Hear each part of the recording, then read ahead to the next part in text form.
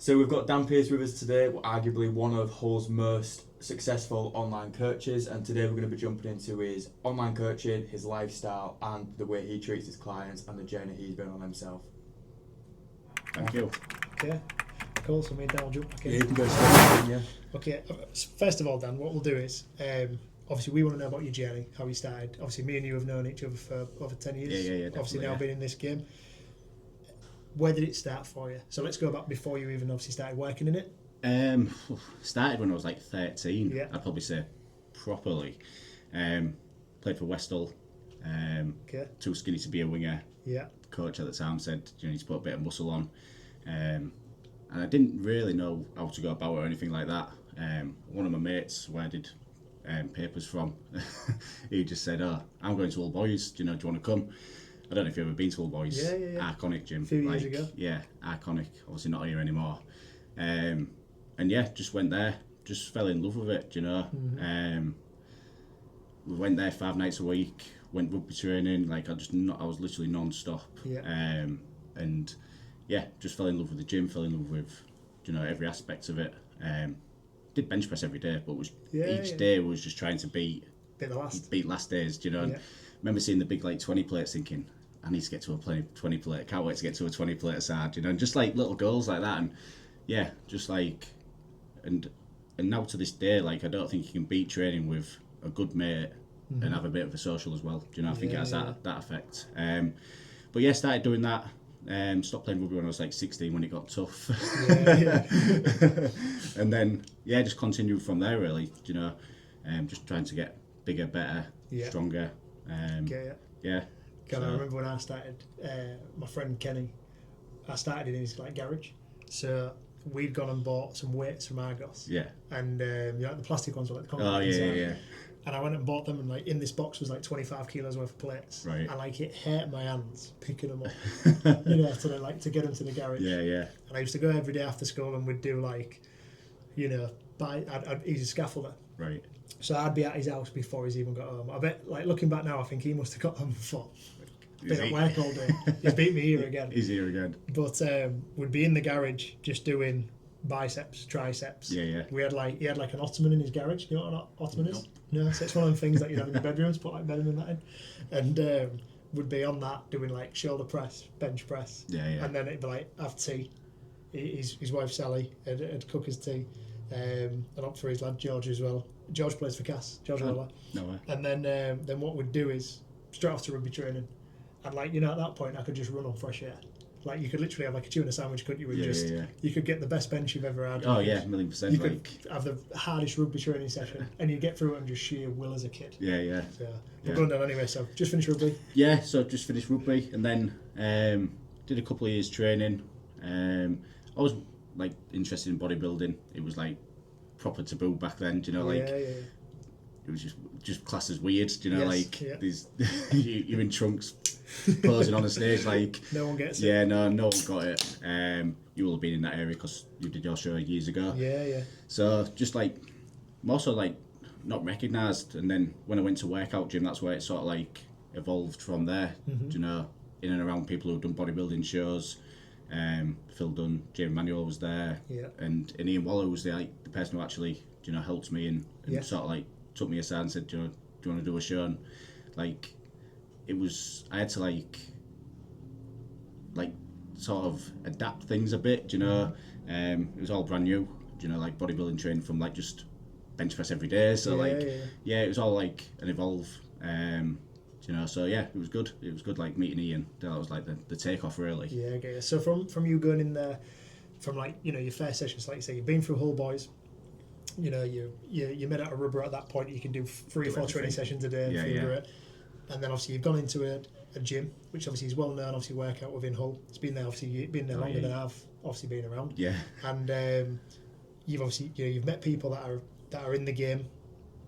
How many years was it between training in there for the first day to then stepping on stage? 12 weeks. 12 weeks? All right, there's no years in there. Yeah, no, so I went in, I was dieting for my holiday, Okay. and already doing a little bit, obviously not knowing what I'm doing, just dieting. Yeah. And Ian said, you're in good shape, I'm doing a show in 12 weeks. Do you fancy it? I said, I'm going on holiday in a week, I think I was, a week away from my holiday. he said, well, see what you feel like when you come out. I said, I've always wanted to do it, and went on holiday, come back, obviously a little bit ballooned up, but give me a diet on a bit of paper, and that was my diet, and off we went. 11 weeks later, you're on the stage. Like totally different to obviously nowadays, like off seasons and all that sort of stuff. It was just like, and lucky enough I was lucky enough to win it, so it was good. Nice. And how many years did you compete for? My first one was 2007, and then my last one was 2022. Nice, 15 years. 15 years. I've seen that for last one. 15, 16 years, Do you miss it? No, not at all. As you mentioned earlier, I sort of dabbled in the idea of obviously about bodybuilding. I somewhat similar to like yourself, I just love training. Yeah. I obviously found myself in a gym environment training, having certain parts of my body had developed more than others. And obviously, someone gets a look at you and then goes, it'd be a great idea for you to jump in. Yeah. So you think, it can't be that hard. It is. It's difficult. Yeah. From a mindset point of view, mindset's got to be right. The training is like the enjoyable side. Yeah. And you're going for obviously I think my first one was like 12 weeks. I think I did the NABA UK NABA or UK, England. NABA UK or England, Yeah, one of the two. Experience, it was great. I remember being backstage, getting tanned. Yeah. Right, looking at other people, thinking, all right. And then I remember, obviously, I then ended up coming to know him later, but Dave Titterton was in there. Oh, right, yeah. Right, and I Massive. I didn't know, but obviously he just won the universe. Yeah. So he was guest posing, and I'm in there. I must have been 21, something like that. 12 weeks into a show, straight into a show, and I'm looking around and I'm thinking, this guy is massive. He's not on stage for me, is he? Thinking, oh no, this is going to go south real quick. And mate, it was that big. You've got 3 people tanning him. No way. It was huge. Yeah, just freaks. And it's and he's tall as well, isn't he? Yeah, So yeah. I'm not tall, so I'm stood next to him thinking, oh my god, what's going on? Anyway, back in the day when they had the rollers to yeah, tan people. That's what I mean. There was Yeah. rolling you. 3 of them. Anyways, so he's obviously gone, did it, and then just shortly after that, I then obviously met a couple of other people that had been in the industry for quite a long time. Trained with a guy called Mantis. For a while, he was in food tech and stuff. Yeah. He was an unbelievable athlete all around. He was strong. He could train. He was in impeccable, unbelievable shape. Obviously, he'd been competing for a long time, and obviously, I learnt a lot. And when you get on board with the right people, I grew massively, unbelievably. To tell you how to diet properly, what you should be taking properly. I think a lot of people have an attitude of less is more. You've got to get all these other things correct. Nail the basics, innit? Nail the basics. And when I understood then training how to nail the basics, I found I enjoyed it so much more. My body did as well. My body responded so much better. And you learn a lot, I believe, when you go to them places of training. And you'll obviously, I want to know your thoughts on this, but from playing rugby, bodybuilding, training to that extreme, if you like, I then developed this mentality of where hard things become quite easy. Because you've already been somewhere else, which is so much harder. Definitely. So much darker. Definitely with that. Obviously, I trained with Dan Wellburn, so his sessions were ridiculous. If you've ever done a leg session with Dan, horrible. People say about my leg sessions are hard, but were just next level. Just going to them dark places. But I think bodybuilding teaches you a lot. Like you say, when you're in the depths of it, and like you say, you feel like you can do anything. Out of that. Rather than it becoming, you sort of think, oh, this is hard, but there's bodybuilding hard, or just mentally tough. But at the same time, I've just opened my eyes to looking at other bits and pieces. I was watching a Linford Christie video the other week, and he was doing single leg hops over hurdles, and just thinking that's insane training. So I think, well, that bodybuilding training wasn't actually probably as hard as that. And everything's I've got a perspective on it. When you look at marathon runners, I tried to do that, just failed massively. Got up to 7 miles, I thought, this is not for me. Legs are cramping up and all sorts, and I thought, been this. So everything's hard as a perspective. So it's just what you adapt to, isn't it, and what you're sort of capable of. So you've done obviously a long period of time competing. Yeah. What made you come out with it? What made you think that's enough now? You've just got to live it. I think as bodybuilding's evolved, you've got to live it 24/7. Do you know, like there's no let up. Like the off season back in the day, you used to eat your meals, you used to like push up, but you could go out every night for tea. Do you know, like you could. I used to go to Rovers obviously and like go on the away days and drinking and stuff, and then it'd be absolutely fine. But now you've just got to live it. Do you know, and if you don't, you get left behind. So I was like my very, very best in my last show, and come last. Do you know what I mean? So ultimately, I'd won shows previously, living a more relaxed lifestyle, and then when I put everything into it, do you know, it's just, and obviously it all depends on the day who turns up on your show. Do you know, like you could get an easy show, and or do you know, you could have. If you've got the next Chris Bumstead telling this is it, isn't it? Yeah, do you know, like, so it's just one of them. So that's bodybuilding, but yeah, it was just I've just done it that long as well, do you know, and I thought, what a new challenge. Yeah, business took over, business was busy. I'd say like a little bit more to life than, you know, just dieting all the time, you know, no freedom. I'm happy you've said that because we'll get onto that. But is there any part of it which was health related for you? Like, I don't mean that from a case of like, obviously, because I'm not trying to dig into like, did you have any like health issues? But I mean from a point of, you've obviously, like you say, you've been through this journey where you've educated yourself, and you've always been aware of, because you've been a Rovers fan, obviously, like rugby fan. Like I've been a rugby fan like all my life. Like I love the sport. You see it, you get, you're not blinkered. You know, into just bodybuilding's life. You know, so was there ever a point of where, because I know like this was one of the reasons why I started and stopped very quickly. Because I saw people around me that was injured, you know, through like, you know, taking it that bit further, going extreme, or, you know, I was quite aware as well of like, if you're going to put this much weight on, bodybuilding isn't exactly the healthiest of lifestyles, cardiovascular wise. It's going to cause some sort of stress on your body. I got to the point where I was like maybe 17 and a half stone at one point. You know, and as much as I looked pretty good in the mirror and I was strong in the gym, if I wanted to, say, for example, go and have a kickabout on the park with my friends and play a game of touch, I'd be terrible. I'd be very uncomfortable.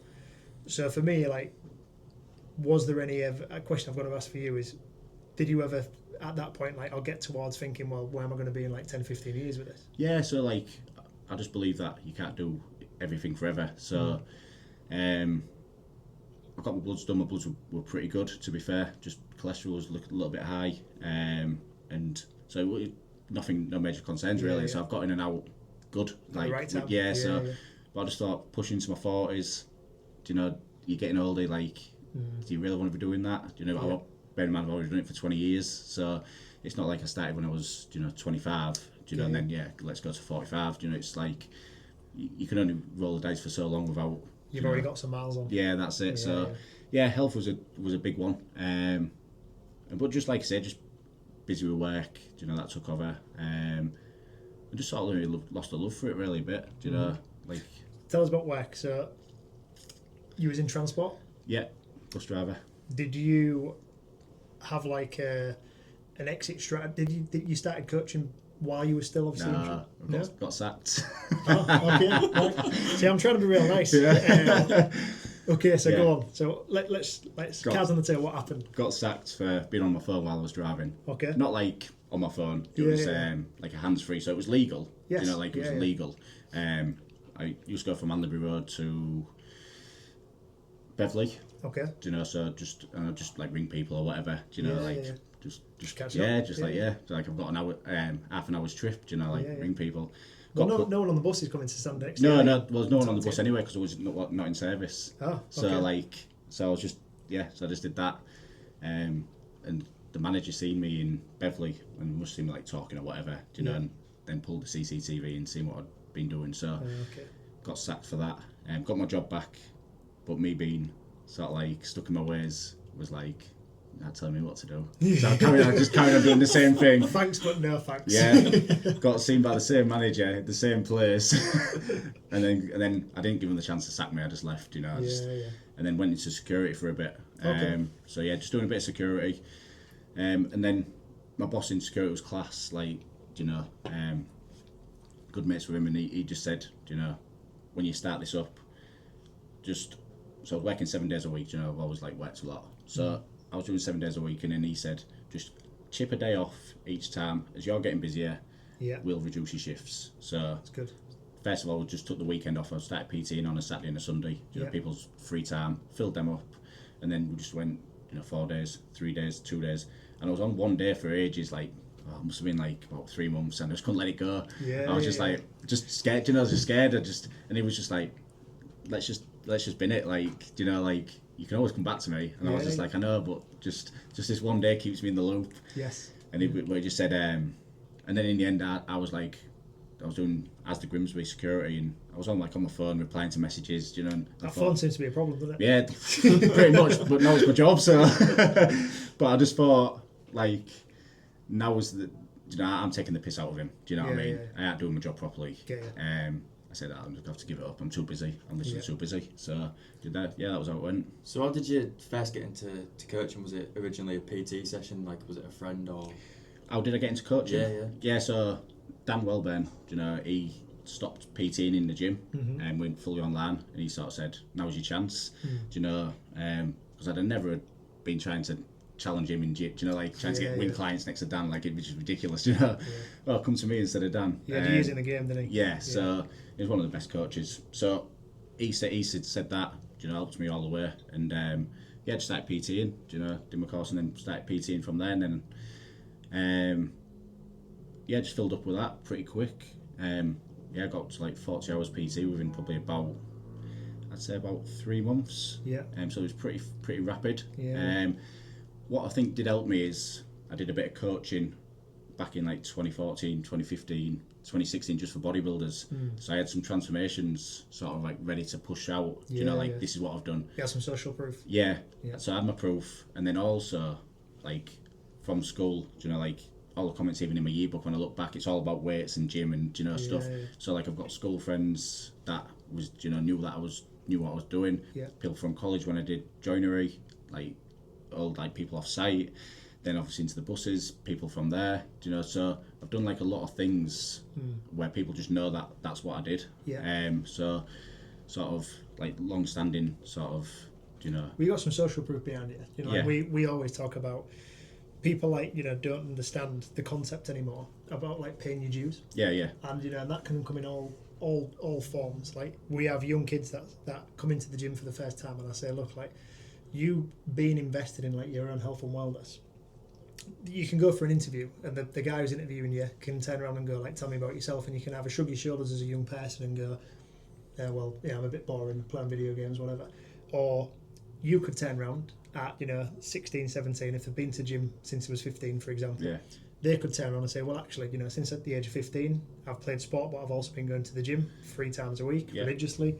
I've looked after my health, I've looked after my wellness. I've seen some of my friends even at that age like put a bit of weight on, get out of sport, out of shape. At 16 years old, 17 years old, you could be going in for your first job interview telling someone how committed you are to something in your life. And for me, like I would then, and I've had the conversation with my friend Liam today from Fix, and we've both said we would much rather like employ someone and take somebody on who's got the mental attitude of like from a young kid of having so much will and determination to just be involved in something, over someone that sort of like can't be bothered, has low amounts of will, but maybe has like 2 or 3 years experience. So again, like for yourself there, like without even realising, you mentioned that school, you was putting effort into the gym, into training, that had a reflection. You've then obviously stepped up from there and you've gone right into sport. That had a reflection. You've then also been aware of, like, even when you was working in the transport industry in the buses, people around you that was all having chocolate bars for lunch and or not eating lunch or burger and chips, fish and chips, whatever. You was being so consistent that when you actually then like pushed on that door of this is an opportunity I want to look at pursuing, everybody that you then left behind you in a figure of speech, they had an understanding that you know what you're doing. That's it. So you helped yourself without even maybe realising that you did it. I think when you've lived it, like I say, it's about 25 years. So like you've lived it for 25 years, it's a long time, isn't it? How old are you? You do this every episode. I'm 20. Are you 20? Yeah. I thought you was older than 20. No, just been here a while. We're getting a little bit older now. Yeah, so I know. Did you start when he was 14? 15. Oh, was it? Yeah, 15. No way. Yeah, 15. £1 an hour. Yeah, he's had some rough moments as Riley. Yeah. No, to be fair, you saved me. I was on £4.30 an hour. Yeah. I think I did. Got a pay rise. Yeah, I think 6. That's not bad at 15. No, it's alright, Yeah. Get it to paying your dues. You've Yeah. paid your dues. But I think like when I very first started coaching 2014, I did it for free. Do you know? Okay. So like no one's, well, people do these days, but no one's really going to come to you unless, do you know, you've got some evidence. And if you haven't got any evidence, you've got to do it for free, just to build up and show what you can do. So I did it for free for like my first year of like putting people into shows, got some right results, and then off the back of that then could start charging. And then I sort of just like left it, stepped away from it for a little bit. I think because I stopped bodybuilding myself for a couple of years, sort of fell out of love with it, and I thought, you know, I don't really want to do this in, like, again, it's like very competitive sort of market, and just thought I don't really need it. I've got a job anyway, do you know. I was never going to step away from it, but like I say, that did give me a time to then boost when I did decide to go to it full time. Got you. So you've obviously moved into it full time now, but you haven't really obviously ever advertised yourself as a bodybuilding coach. No. Reason for that? I've just literally stepped away from being a bodybuilding coach. So my long-term client Zach was with me for 4 years. Like, great guy. You know, I wish I still coached him. To be fair, he's just such a good guy. And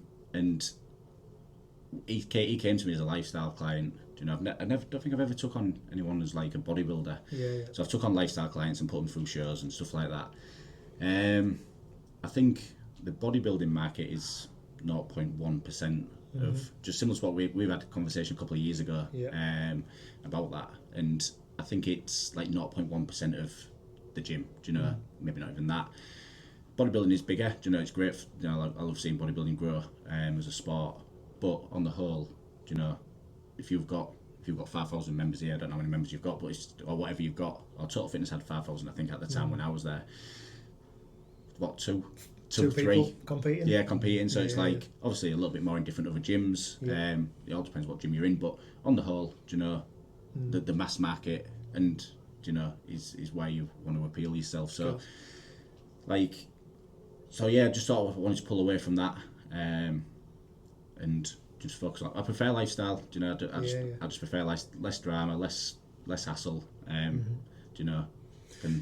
Because I think as I've come out of it, I was like prepping like Zach last year, and I was taking like a bit of food off him. I was like, oof, do you know, like rough that? Yeah, rough that, and like, oh, you've got more cardio to do. I'm thinking, but when you're in it, you just think, well, I'm doing it, so you're doing it. Just get on with it. Yeah, do you know, you have that mentality, but when you're not in it yourself, you sort of see things more as a person, and do you know, like Zach's got a family, do you know, and I'm thinking, I'm taking like time off his kid, do you know, like, and I sort of saw it like that, and so that's when I sort of knew that I need to sort of step away from it a little bit anyway.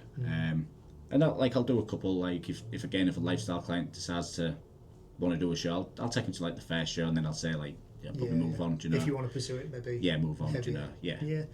No, I get, it's a good way to be. I mean, we've had obviously people over the years that have come, they've trained here. We've had people that they've trained here for shows. We've had people that have come to Hull. Obviously, Dan brought a show to Hull. I know we had one obviously I think years ago before I was around, but he obviously reintroduced that, so obviously there's a little bit more hype around it. You've obviously got people that choose to train at, like, you've got Workout, you've got Metro, and you've got Ultraflex. All three of them good gyms for bodybuilding. They don't, like I said, they know what they're doing. They're not appealing to like the health and fitness market, should we say. So, you know, people that choose to go to bodybuilding, or choose to get into bodybuilding, choose one of them three. I'll probably say I'll switch between. So, they go there for that purpose. You're right. Like the way I look at health and fitness now, I look at life, is that I want to be strong for life. You know, I want to be strong so that when I've got kids, hopefully in a couple of years, like me going on a field with them, running around isn't a chore. But I also want to have the same mentality when I'm looking at potentially having grandkids. You know, I want to be fit, I want to be healthy. Long term. I don't want to ever get to the point where I'm thinking, oh, well, I've got to downsize my house into a bungalow because my knees are going. I want to be the guy who's like, nah, I can run up the stairs. I'm fine. You know, so I totally agree. I think that's the market which is best suited. Because as well, like, let's just be really honest. Because as coaches and things like that, like, you don't have the ability to blood test of someone all the time. Yeah. You don't have the ability to like have like the full medical background of these individuals. It can be very concerning sometimes. Yeah, of course, yeah. And you'll know people that obviously do it not in the same way you would do it. Yeah. That it can put people in massively jeopardised positions. Yeah, put them in risk, yeah. You know, I mean, you know, we had a kid who was part of obviously our gym a couple of years ago. Lovely kid, come in because of like fitness and health. I wanted to lose some weight. He wanted to was getting married at some point. Was like, yeah, that's cool. Let's get on board. He was joining in sessions with us. Yeah. Lovely kid, and he then, you know, somehow got caught by one of the Rice Krispie brigade, you know, and this guy, next thing you know, is telling him that Life Krispies are life and all that kind of stuff. Like you can't have cereal unless you're mixing it with Perform and you know, all that kind of stuff. And for me, I was like, mate, come on, and I'm looking at it thinking like, you know, you're coaching people. Some people are coaching people to shows, and these people haven't trained enough. So like you said, you'd been in the gym training since you was 13, 14. Yeah. So as much as it was only 12 weeks before you went into that shirt, you'd been training for 7 years. Oh yeah, 7, 8 years. Yeah, there was a lot of yards already. And I'd probably say like consistent with my diet from like 16. Do you know what I mean? So there was like 4 years of consistent good training. Yeah. And the thing is now you've got people that are coming in, and you know they're coming into the fitness industry, which is amazing. Everybody should be in the fitness industry in some way, shape or form. Whether you're training once, twice a week, 2 30-minute strength sessions and then a bit of cardio, manage your steps, or even if you then evolve that into competing or like competitive sport, whatever it would be. Everyone should have a base level. But I know that you know the same people I do. I know we're always aware of it as well in other areas of coaches that convince people that they should be taking certain things, and competing's a great idea. Yeah. And then like you've said, like life's for living. Yeah. I then look at people and I'm thinking to myself, like, you're convincing someone to do a 12 to 16 week cut to then step on stage, knowing that they haven't got enough reps under the belt to even perform on stage. And then what they're doing is you know, the person turns up, they can't even compete because other people have turned up like you did, where you've already had 4 solid years and 8 years actually in training. Yeah. They've turned up with so much more density. Yeah. They know it as a coach. They know this is going to happen. But they go, it's taking part that counts. Yeah. And I'm like, no, hold on a minute. Like, taking part in a football game where you've got no health issues. You lose the game, but it's a couple of lads turned up and we've all played football. You all get a burger after it. Yeah. That's different to then doing substances, you know, performance enhancing drugs, to then also taking like diuretics because people are going, oh, you're not ready, you know, so we're gonna give you these other drugs that you should never be doing, because at the same day, like this guy competes on a Sunday, then he goes back to work and he's a grafter, he's a scaffolder the next day, and it's like you can't then go from doing a bodybuilding show where you're so depleted and you've taken X, Y and Z straight into to then scaffolding on a Monday morning. You know, and that for me is where I then have an issue in the industry, because I think to myself, like, there's no moral standing there. You know, where what you've just said to us, that your approach to coaching has been totally different. Your approach to coaching is holistic. Definitely done a 360, like especially where very first started, because I was just a bodybuilding coach for 3 years, stepped away from it, and then, you know, like sort of, like I say, I've had a few compares, but on the whole, just lifestyle, just trying to make obviously people healthier and, you know, better. And better. Yeah. Fitter, faster and stronger. Yeah. I always say, like, people should be training to be fitter, faster and stronger. Yeah. You're not, for us, like, we don't try and get someone who's never trained before to then be whole strongest man. Yeah. It's just a case of, like, you know, look, you want to be, like, we have people that come in here that are grandparents, you know, and you know Jace, who comes in. Oh, yeah. So, Jace, like, amazing journey. He's done mega week with you a lot. And, you know, we're filming with him tomorrow. Yeah. And for me, it's like I've seen him training next to me where he struggled to get up off the floor. Yeah. So now he's involved. Yeah, he can do this, he can do that. Yeah. You know, and it's good. And I think all of us, especially when you've had that like little taste of a bodybuilding kind of lifestyle, it's very easy to enjoy bodybuilding, because like me and you could train as friends. Yeah. Go through an upper body session, a muscle group, a chest session, a back session, a leg session. You always push it a little bit, so it's quite hard, but then it can be rooted in social, you know, which is nice. And that's why I think, like, you know, Jace, when I look at him like Monday to Friday, I mean, he trains twice a day every day. Yeah, he does, yeah. You know, he actually spends enough time in the gym to compete. Yeah, yeah. If he wants. Machine, yeah. But again, it comes from that, I think, that really nice place of like, well, this is obviously what, like, say, for example, like bodybuilding can be. We all bodybuild to some extent in terms of trying to get fitter, faster. I mean, you maybe don't, but you know, we all try. But I don't know. It's too hard. Yeah. You know, you're into rugby. I am. Yeah, There's like 6 games a week now that I can watch at home, sat on the sofa. Every time I watch a game, I need to be eating. Yeah. You know, I enjoy it. Yeah, so I need snacks, I need burgers, I need hot dogs, I need whatever. Because for me, it's social. Balance in it. Balance. About balance. Yeah. That's my main thing. So you're in the game. You're obviously doing it full time. Yeah. We spoke a little bit earlier about how things are changing. Yeah. So again, like obviously I see change all the time in the fitness industry, and I've seen it obviously over like the 15 years now that I've had a club for. Yeah. My club's obviously had to adapt to obviously keep up with demand, keep up obviously with culture within the fitness space and so on, and other people entering the market, and clients becoming more demanding because they're already more educated than what there was 10, 15 years ago. Yeah. You've got young kids now that are coming in at like 15, 16 that are already doing 5-day splits and everything else, which is great to see. It keeps us sharp. Yeah.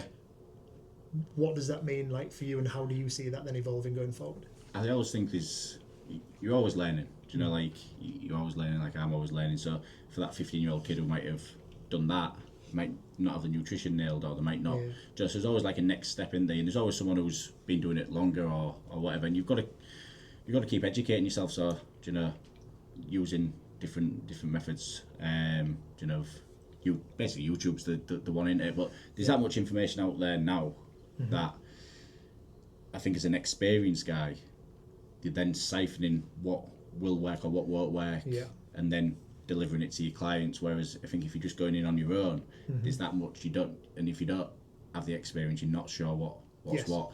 And I always say, like, you know, or we always try and do like an exercise, or do you know, like try it on myself. You know, I think that's obviously big. You know, not just you do this or you do that. Even if it's deemed as like a female exercise or whatever. You know, I'll just do everything. You know, try it out and then you know, and because I still do PT as well. You know, I think that's like your staple. I think you know, I think you should all online coaches should be doing or start as a PT and then progress into an online coach, because that gives you foundations of how people are training, like how to sort of be one-on-one with someone, you know, technique. So it's easier to explain it to someone in person, you know. So then you've got to have that skill to then explain it over a voice note or whatever. Of course, like I do believe like you can't expect people, you can't teach an abs class if you don't have abs. Yeah.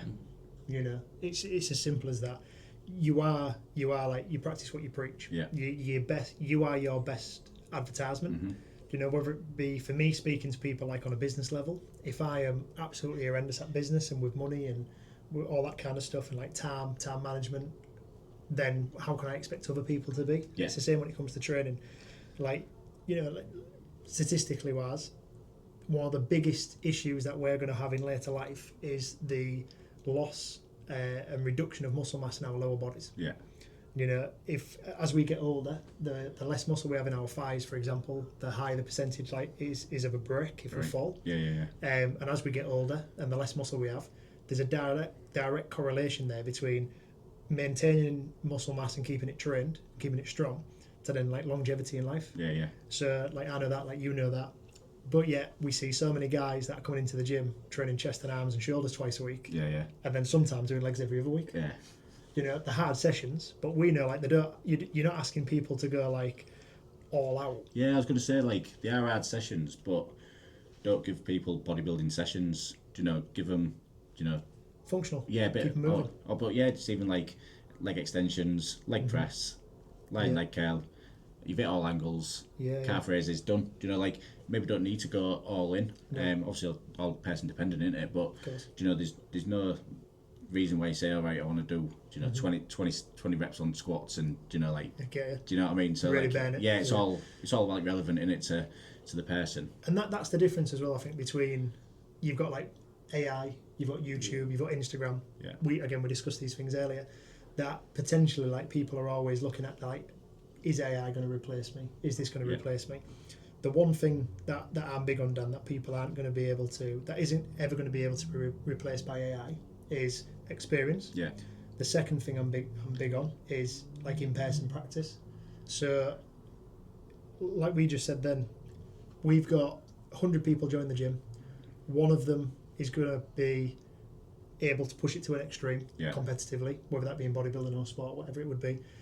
Everybody else is going to be happy just hitting body parts maybe once a week. Yeah. You know, twice a week, depending on if they've got any weaknesses or strengths that they might want to specifically pull up on. Yeah.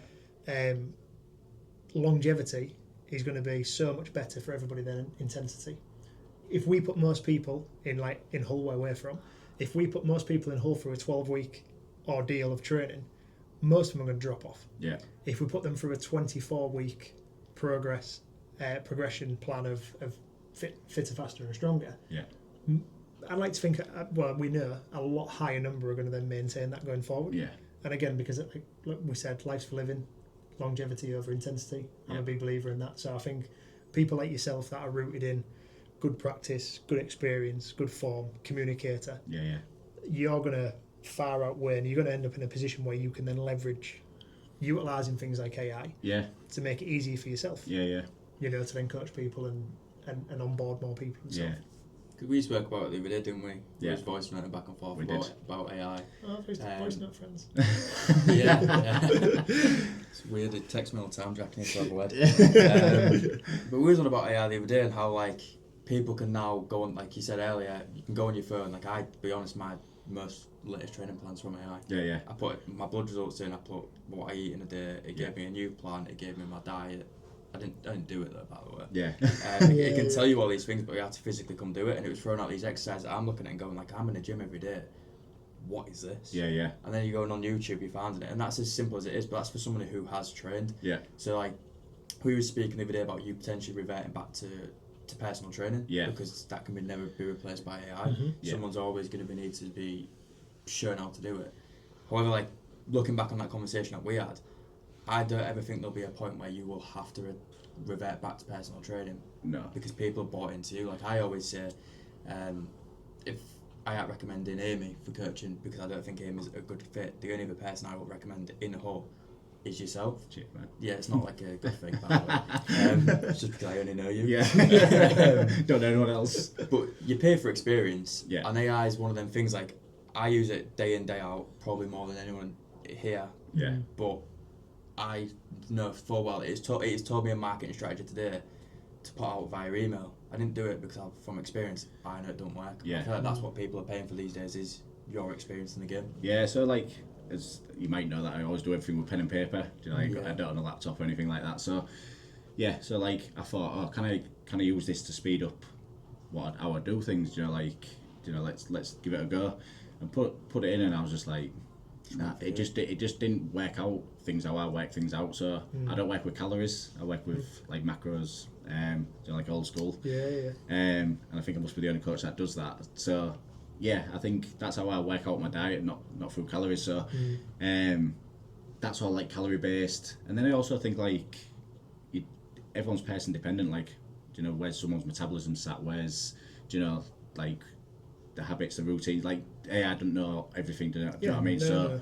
You've got like.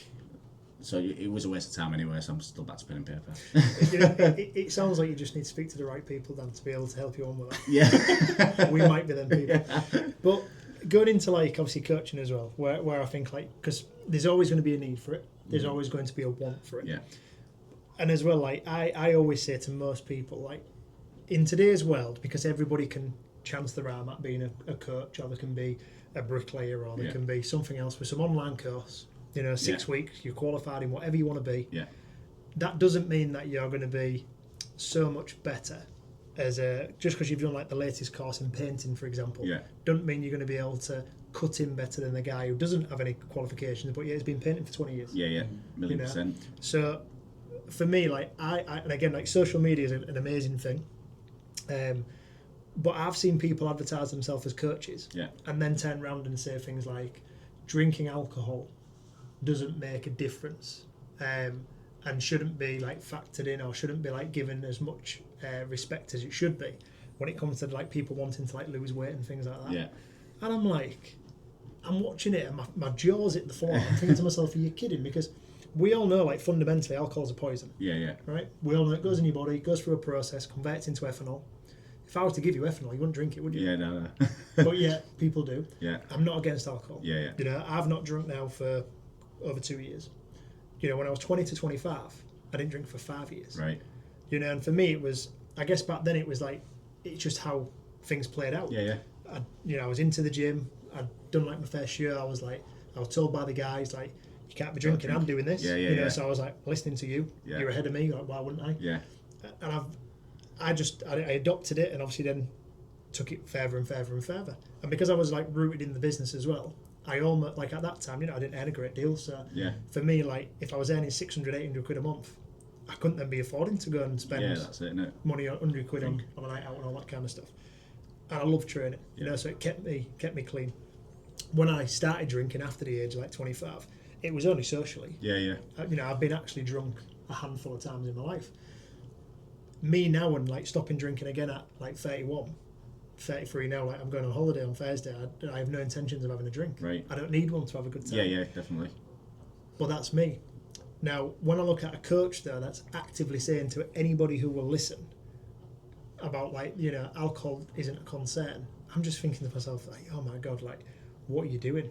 Yeah. You know, because it's false. It's false information. Like, you know, we know alcohol gets into every one of your cells, and it fundamentally, like, can cripple it. It affects your sleep as well. Like, when I have clients who have been on a night out, and then they're feeling tired, like Monday, Tuesday, Wednesday, like, you know, you get that knock-on effect, don't you? Yeah. I also noticed that, like, the younger clients definitely deal with that a lot better and can still make mad progress, and that blows my mind. Yeah. I'm like, how are you having that amount of balance?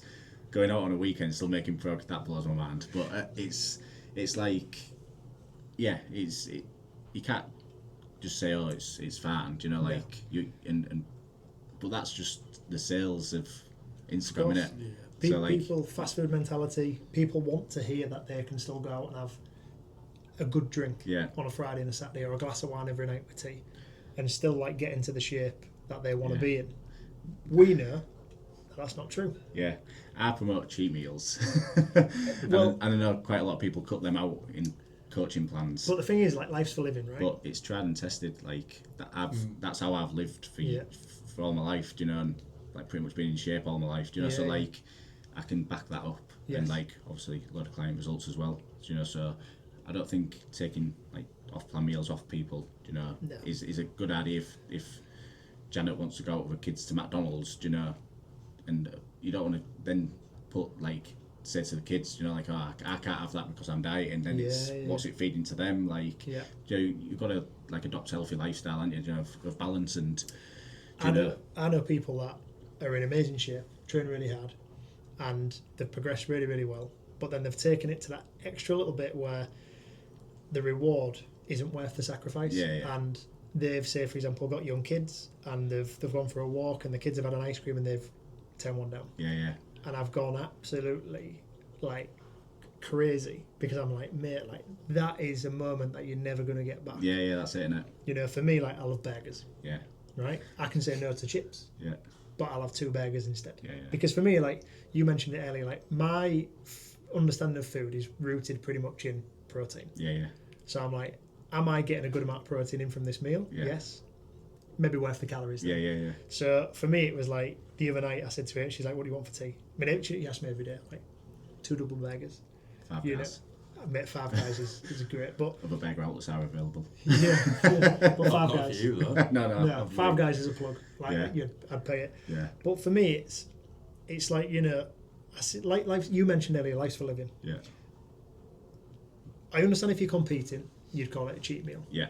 But then in reality, like, for me now, like, when we're past that point of competing and we're living, yes, we want to be fitter, we want to be faster, we want to be stronger, but cheat meals don't really exist. It's just a meal. It's just a meal. You know, and again, like, you're obviously aware that once you leave that bodybuilding side behind, like, that's a mentality and a vocabulary that we'd use in that space. In life, having burger and chips isn't a cheat meal. It's just a meal. And, like, you know, you balance that through, like, the rest of the things. So at the minute, I find it easy because I'm pretty busy with work. I find it easier to get up in the morning, to have like an intake of fluid straight away, to have some creatine, all that kind of stuff. But I don't eat until tea. Right. So I'll on the fasting hype. So well, the thing is, like, I've done it in the past. Yeah. And I've had benefits from it. Yeah. I'm not going to say I've had any negatives from it because I haven't, but I felt better for it. I definitely feel like sharper in my mind. Yeah. I feel sharper during the day because I don't lose time in terms of, I've got to cook this meal, I've got to do this, got to do that. 6 weeks ago, I was having steak every morning for breakfast. Right. Because, protein, fats, it's good for you. Like the carbohydrates aren't slowing me down. Yeah. I'm still sharp. As I've got busier and busier, and like me and Ral have started doing obviously more content and thinking more about working on the business and working with other people as well, I've lost like that luxury of like that extra hour in the morning. Yeah. So like me now, I've been coming in, I've been doing my emails on a treadmill, so I'm getting my 60 minutes of steady state cardio in, which I love doing that because I just think it sets you up really well. And then, like I say, like I'll go through the day, I'll train 4:35, 5:30 on an evening. I'm missing protein at the minute because I'm going home and then having like a really high intake of like protein, for example. Yeah. I know it's not optimal, however, for me right now it's working really well. Yeah. And then my intention is it's just led on to like another. For me, I'm always discovering something, so I want to be able to, like you said earlier, talk from experience. Yeah. So when I come back off, obviously on holiday, I'm not going to fast. Like I'm going to be eating every opportunity. But and when I say I've been fasting, last Friday I met with Johnny from Technogym. He said, "Oh, should we go to Nando's?" So I had lunch. Yeah. So it's not like, for me, it's not religious. It's not religious. Nando's want a cheat meal. I did 2 days of fasting just so I know how it felt and to see if there was any benefits and just like I said, let's test these things, let's try these things. I think everyone should do a fast. Like at least once a year. Maybe twice a year. That's why I'm going to put mine in. 2-3 days. How did you feel after doing it? Hungry.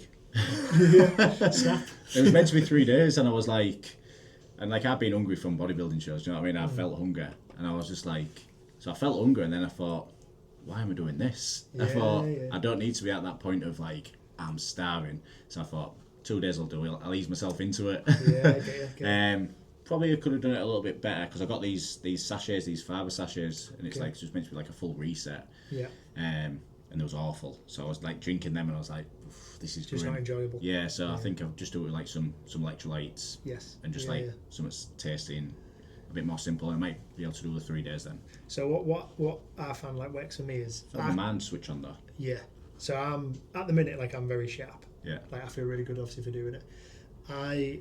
I could do this for like 2-3. I could do this like forever. I don't think it'd bother me. I'm not saying that, like I say, I would fast 24 hours every day. Yeah. But like I say, I'd have breakfast. If it was social, someone said, "Do you want to go for breakfast?" Of course. Yeah. Do you want to go for lunch? Yeah, of course. I'm not going to say no to anything like that. But for me, like my approach to it is that when I come back off holiday, I'll probably do another 2 weeks of like the 24 hours, and then I'm going to go from a Sunday night. 'Cause Sunday night, I like to sit. Me and Amy, and Amy's mum will come over and we'll watch a movie or watch whatever. I like to snack during that. Yeah. Again, social, it's life for living. But then what I'll do is from that point, I'm aiming to do 2 days. Right. See how I feel. If I feel pretty good, I'll probably push to the Wednesday evening. Yeah. So I'll do my 3. For me, like I feel like so clean and reset. Yeah. And then obviously it's important to then have and this is again where like you're coming from a coach. You've already said like you think everyone should do 1, 2, 3 times a year. Yeah. I also think the same, and I also think that like what AI won't be able to then do is also, like you said, like experience. If you put someone onto this and say, look, we're going to do it as like a cleanse, a detox for your body, it's an amazing process to go through. I think if people did 1 and they did it right, they'd probably do another 1 off their own back anyway. Yeah. But AI isn't there to coach people and say like, 24 hours, this is how you're going to feel. 40 hours, this is how you're going to feel. Yeah. And like for you as well, like something that AI can't do, with it not being human, it's not living, they can also post themselves doing it. Yeah. Where you can. So you can be 3 months ahead of the curve, and you could have done 1, not promoted it, but told everybody that you've done it. So then when you're asking your clients to do something, it's like, hey guys, like it's not something I'm asking you to do that I wouldn't do myself. Yeah. So you've done it, haven't you? Yeah. Off the back of that, going on to your purse, so obviously I do follow you and see it. So you've been full now for almost, I'd say, is it about a year now? Longer, probably. Longer, yeah. I've been full on PT for like 3 years. Obviously, that's been reduced, but I've got like 10 clients that I've had for about 3 years. 10, 11 clients. I think about 12 sessions, and then full on online for like for ages. Yeah. I tried pushing up, like I did push my numbers up and brought them back down. Like you get to a level where you just think, wow, this is too much. Then you find your ceiling, then you bring it back down. So yeah. How do you manage to scale it while still keeping it personal? Because I think you've got like 150 plus, roughly. Like, how do you keep in contact with these people every single day? No, just have a check-in once a week. Obviously, people message me throughout the week anyway, with questions or whatever. So like my WhatsApp's always open, and just everyone knows that they can message at any time, and if they get stuck. But ultimately, like once a week check-in, twice a week if they need it. Like sometimes like work with some boxers, weigh-ins and stuff like that. Like I said, I don't do the bodybuilding anymore, so that's not a thing. But yeah, just if anyone's trying to make a weight limit, I'll do a little bit more frequent. But yeah, just weekly check-in, and like I say, can I message any time? So, and quite a few people do message throughout the week and ask bits and pieces. So yeah. Nice. So what's your philosophy? So obviously we've been talking about it, but like if you had to sum it up, what's your philosophy on sustainable results? Sustainable results, I'd say you've got to have cheat meals or meals. You've got to enjoy life. You've got to. You can't just be too rigid. You can't be too strict, because that's not going to be good. I give like people like carb and protein tables so they can swap. So like they can swap like chicken to mince to fish to steak to whatever. So like as long as the macros match, they can just swap between them foods. Yeah, the calories are going to be a little bit different, but then they might swap from a high value to a lower value. So it all works out. Across the board. Same with like carbs, and then you could swap like what's essentially like chicken and rice for then like mince and potato, but then you can make that mince and potato into burgers and chips. So it's like it all depends on how good you are as a chef. Yeah, I've had one of your plans in my phone for years. I think I've sent you about 30 times. I'm saying, can you just change this? Yeah, I can change this, but like sustainable, like it's got to be not too much effort. Like you want to get pushed out your comfort zone, but at the same time you want to be able to live it on a daily. And I think if you can't do that, is it really something that you want to be doing? You might know this. Where did the Rice Krispie thing come from? The Rice Krispie bars. So it's just a fast carb, innit? So like you'll know, like I don't know, you might sell it here actually. Carbex powder. Yeah. Like waxy maize back in the day. That was horrible. Yeah, it was horrible. So it's just always been a thing, and it's just evolved, hasn't it? So like it was waxy maize, which was grim. Oats and honey, and so it's just literally bagels and jam. It's just whatever, but it's just a fast carb. Yeah. So like you're just replenishing the glycogen stores, or you're putting in some fast carbs to get a pump. You see, that's the thing, because like what I think people didn't understand is because it become a fashion. Yeah, of course it did. Yeah. And what I think people didn't understand. And they are nice. They could be nice, but for me, I'm just like. It's not essential. Jack hates these things. Yeah, I hate it. I can see you looking all uneasy in that. Yeah, with passion. It's like sweating. Yeah. And I just think to myself, like, people become reliant upon, like, I need to have my Rice Krispie Squares bar. Yeah. Otherwise, I'm not going to have a great session. Yeah. And I'm like, what happened to like having like fruit? Yeah. What happened to having, like you say, like, what happened to having oats and honey? Oats and honey. Bagel and jam. Like all them things. Same difference. Yeah, it's the same difference. It's just what's fashionable at the time. Cream of rice is coming now, and everyone's on cream of rice. I can't get on cream of rice. I don't like it. No, I don't. But the same sort of thing in it. It's just whatever's quick, digest well. Fast. Because also, like I was saying to people at times, I was going, guys, like, why are you taking that? And someone would go, fast carbs. What do you need fast carbs for? Yeah. Because you're on a weight loss plan. You should be coming in to try and. Yeah, if they're coming in like doing cardio, like a totally different ball game, innit? Yeah, and I think you want to be. You don't want to be having anything like fast carb before. No. So like I always put cardio on the back of people's weight sessions. Yeah. Use your strong energy first. Yeah, and then obviously your heart rate's elevated, and then straight into fat burning zone and all that sort of business. Yeah. But yeah, I think it's if it's done like right, it's just the same as anything else. It's just a fad, innit? It's just a fad that Do you know? Yeah. I think it's the context. Yeah, I know what you're saying, yeah. That behind it, people were coming in with Rice Krispies Squarespace. I love this, by the way, because I know it was you that started programming people. And I've dealt with this for months. I haven't brought a Rice Krispie bar to work for months. Just getting peppered. I see people have them, and to be fair, like I understand from like fast carbs, but from your perspective, we're seeing people who are like, you don't need that. Yeah. You have zero clue why you're having that. Yeah. And it's sort of like the white monster, the sort of thing. It's just a fad. That's a fashionable you see thing, it on TikTok, white monster. and people. I don't like white monsters. Yeah. Horrendous. I understand. Like I say, I understand if you're coming in, Dan, and you're going, I'm 8 weeks out, training hard today. I need to I understand insulin sensitivity, and I need to have these fast acting carbs, and I need to do X, Y, and Z. Yeah. I get that. When I've got a guy who has been with me on a Sunday and he's put a really hard session in the studio, ski egg, bit of a jog, run, so I'd basically... A bit more of a functional one, innit? A bit more of a functional one, but because they need to ultimately lose like another 2 or 3 stone. We don't want to drop it like that, so what we do is we start implementing like a program that will get people fitter, faster and stronger at the same time as them like losing a bit of weight. Yeah. When they're then stood there and people are saying to them, you need Rice Krispies bars before training, my head just comes off. Because I just think to myself, you don't need fast acting carbs. You need to be in that hair locker for the next, like, say, 6 months. Then when you get yourself into like a really good like body composition, then we can start to introduce and worry about carbohydrates during training and things like that. But you've got that much fat store on your body. You need to be in fat burning zone as much as you possibly can. Yeah. But again, we're talking about crazies like flip flops. Like flip flops and Crocs are not for me. But I've been at them recently. Not for me. Like, it's not just like trainers are optimal, aren't they?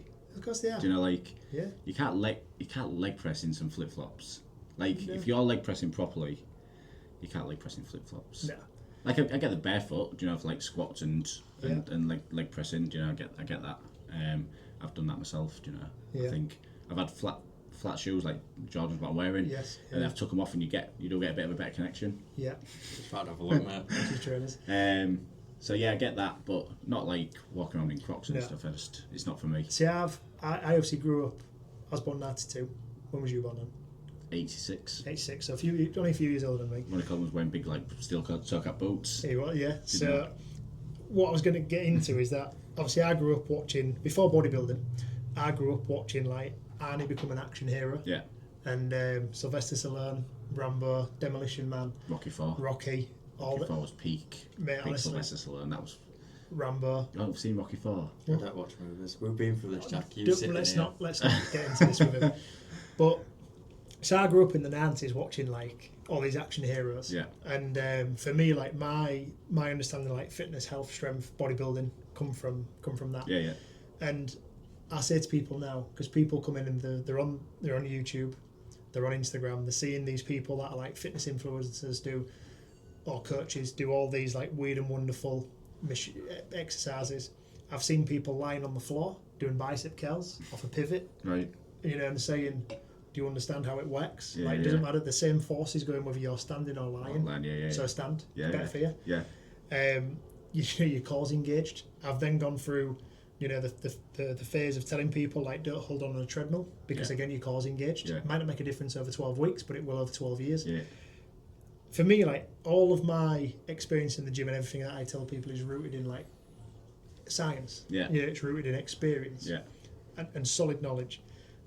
And again, I see this with people all the time where they've had some coach somewhere that they're paying X amount of money to, sometimes a large amount, sometimes a small amount, but they're paying them money regardless. And then you see them trying to like drag benches over, set up some weird cuff thing.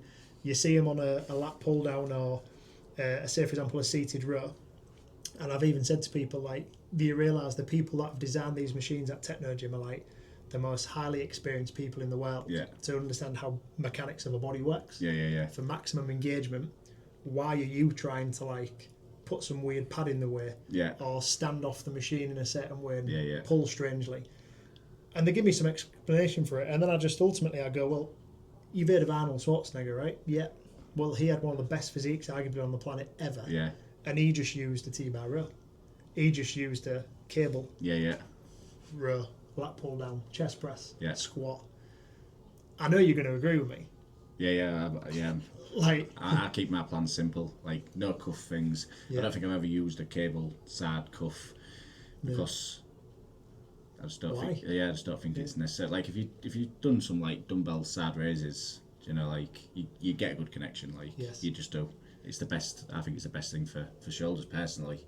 100%. And like I said, I grew up watching Ronnie Coleman and Jim doing them. So like it's built muscle. You know, like it's exactly. you know, yeah, you can get better, but I don't think the physiques have, like especially in bodybuilding, haven't evolved to better. You know, for people who are using these things. 100%. Doing an upside down lateral raise isn't. Yeah, and I also think if you've got a pro bodybuilder doing a cuff side raise, but they didn't start off doing cuff side raises, so this is the big thing, is they probably started off doing bench press, you know, like all these other exercises, like the basics, built a physique, and then are doing the additional side laterals and, you know, like just the little tiny things that can make the difference to them on stage, where they go, I need a tiny bit more side delta, I need a tiny bit more rear delta, and they're using like a cable like that. Yeah. But they didn't start doing all that. They didn't go into gym and start doing them daft movements. No. They moved some big weight. When their shoulder looks like three people's shoulders. Yeah, they started off with a barbell press, do you know what I mean? Like So that's... You can't beat them foundation exercises. No, definitely not. You know? But too many people are coming into and again, this is where you'll find the benefit as a coach. We find the benefit of being like a gym, which is we're pretty on point with, like, I know I am when I'm in the gym training. Like, I'll always tell people, like, let's just pull back on this a little bit, like flex through the exercise. Like, you know, so many people are just able to move weight from A to B and not understanding that is power.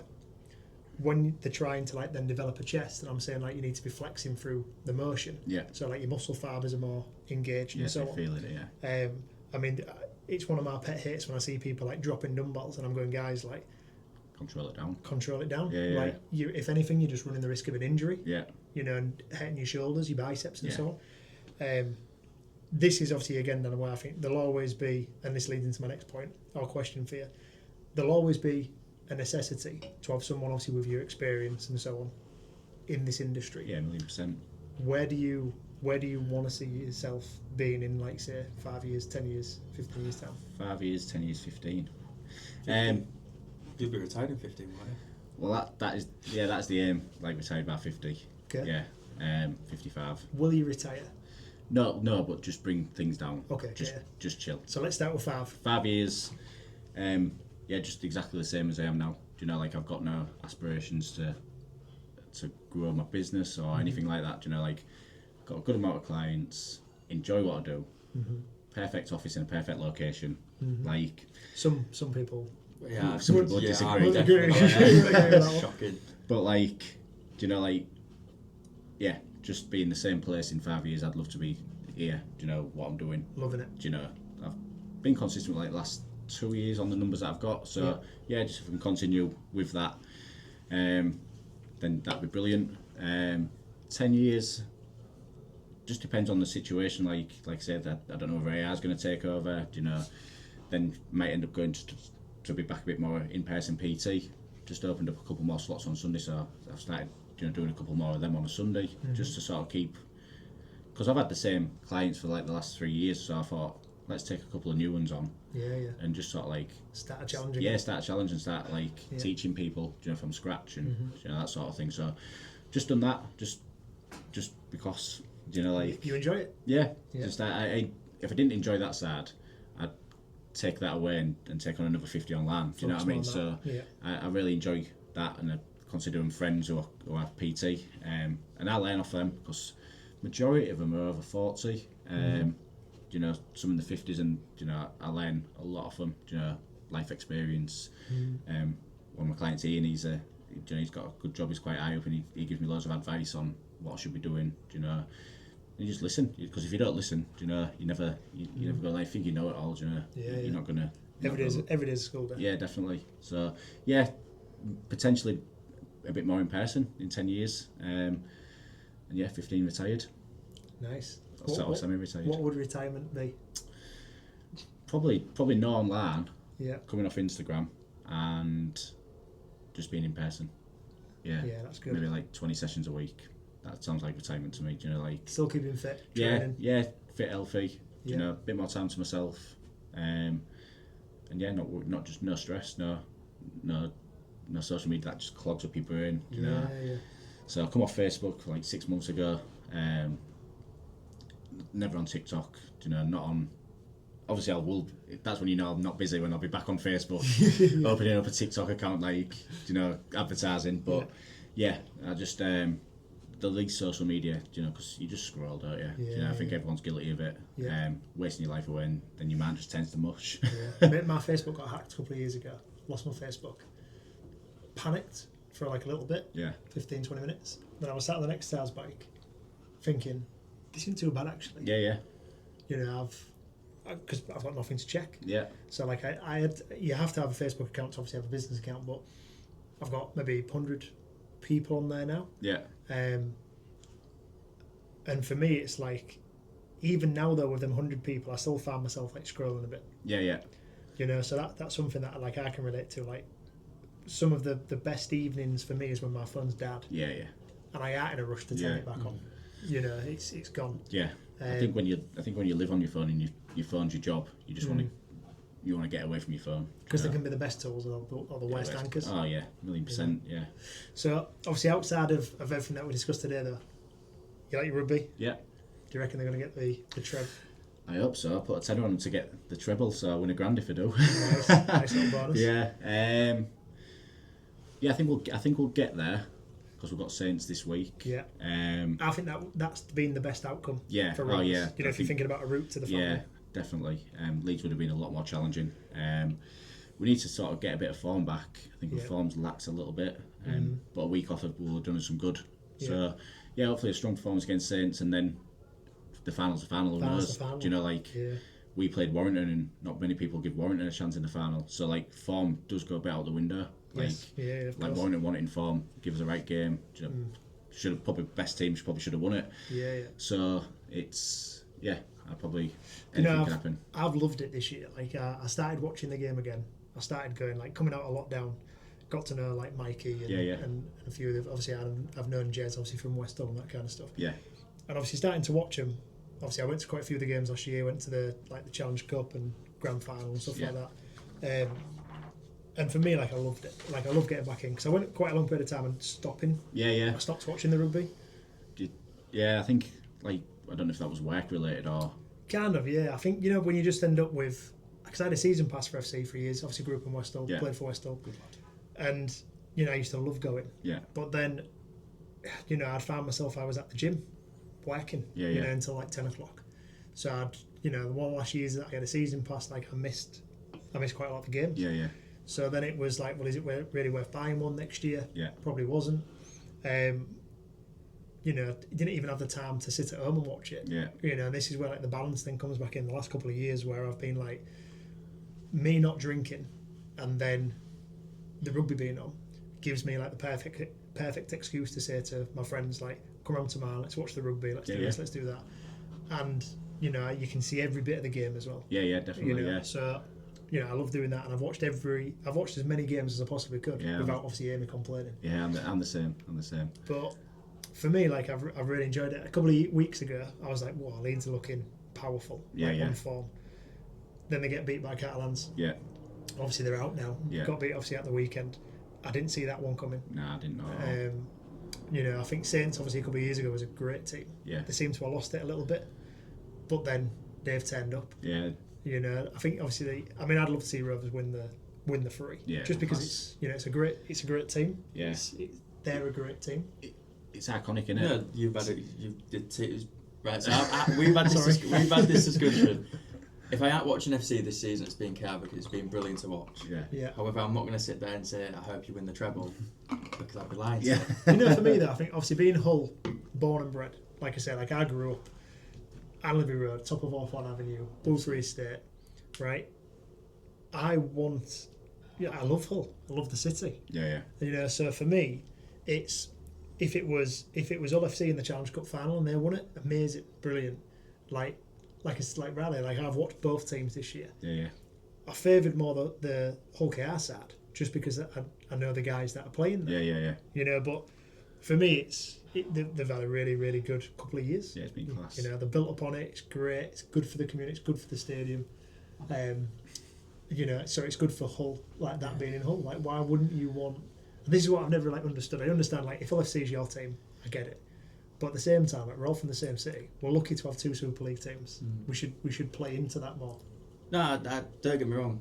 If FC don't win it and it's coming to Hull, brilliant. However, if FC don't win it and it's coming to Hull, I'm going to hear of it from everyone.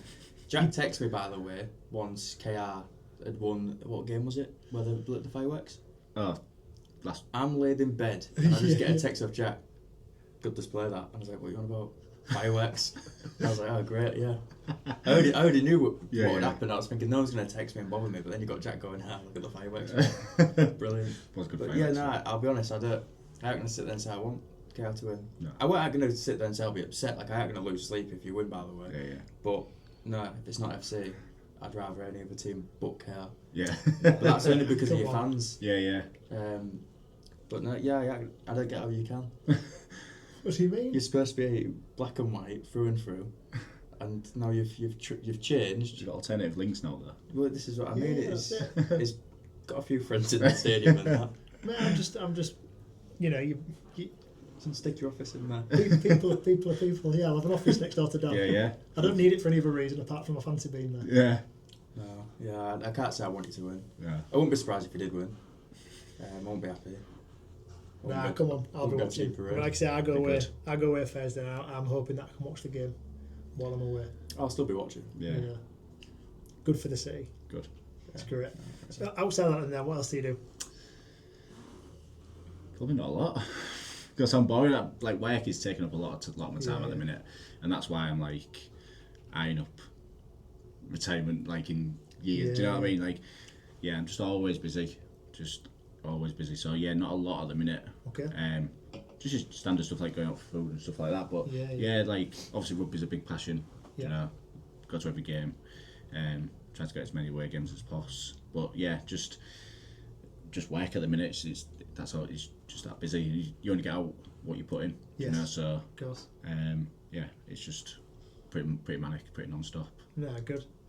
I mean, Dan, look, I've obviously really enjoyed this chat. I think obviously ever since I met you all them years ago, like I've always found you to be very like honest in terms of like you've already obviously shared your social media kind of thought process, but you've never just done something or from what I've seen because it's like a good advertising point or a trend. Yeah, no. Everything that you've given people, like even the advice obviously you give me when we trained, was very much like this is just what you need to do. Yeah. So you either like it or lump it, Jack. It's kind of like, it's part of the process. Yeah.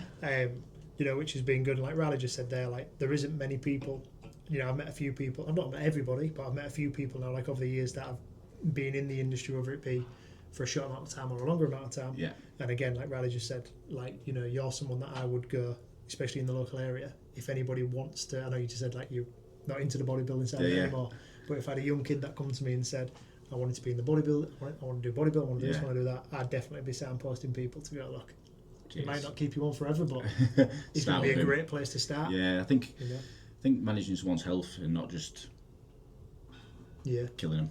You know what, Dan, I really appreciate you saying it, because for me, like, being obviously in the position I'm in like fitness and health, with having the gyms and things like that, it's a major concern of mine. Yeah, definitely. Is where people are going to get information from. So the more that we can promote this kind of thing, I mean, I've even got a thought process of doing like workshops and things like that, and having them as free space where people can come in as a young age. You've seen like how many young kids come up to me in the gym and ask for advice and all that kind of stuff. Idea.